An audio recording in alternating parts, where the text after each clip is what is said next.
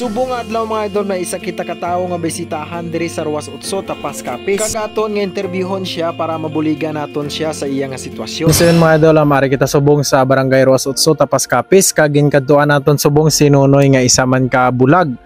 Kag amo ni aton nga buligan subong kag mangkuton ta.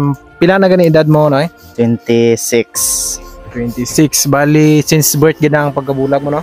Oo. Halin katong bata pa man ako.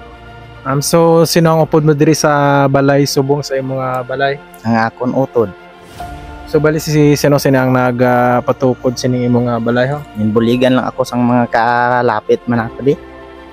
Kaga mga kakumparihan ko man. Pero ang imong gid nga mga utod, din ang mga utod mo subong. Mansig naman sila may mga pamilya.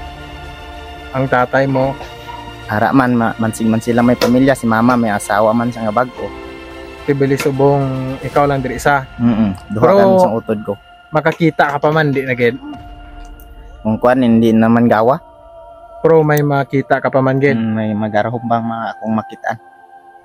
Bali ano ang mga source of income mo nga makabuhi ka man sa mo, di ba ikaw na lang nagabuhi sa mga kugulingon, di ba? Kung may gapatapas ang mais amo na gapabulig ako sa manghod ko.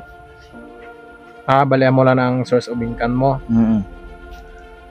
Tapos bali sa mga pagsag-o mo kag sa mga pagtigang mo ikaw lang. Pero kita mo man. Bisan hindi mo makita, siyempre nasunado mo damo. Sa bagay. So bali buwas ano subong Sabado, Bernes. Bali buwas mabalik kami diri kasi may araman kami nga ibulig tungod man kay idol naton Mara. Bali buwas mabalik kami diri kung ano lang makaya namon, at least may ara lang kami nga maano man, di ba? Namo gid na salamat kung may ara man. So bali buwas mga aga papakalinog pa man kami sa post, mabalik lang kami pagkatapos de. So yun mga idol, isa man ni kabululigan si idol naton Nonoy. Nonoy diri sa Barangay Ruas Utso Tapas Capiz mga idol. Nagapangagid sila kabulig nyo.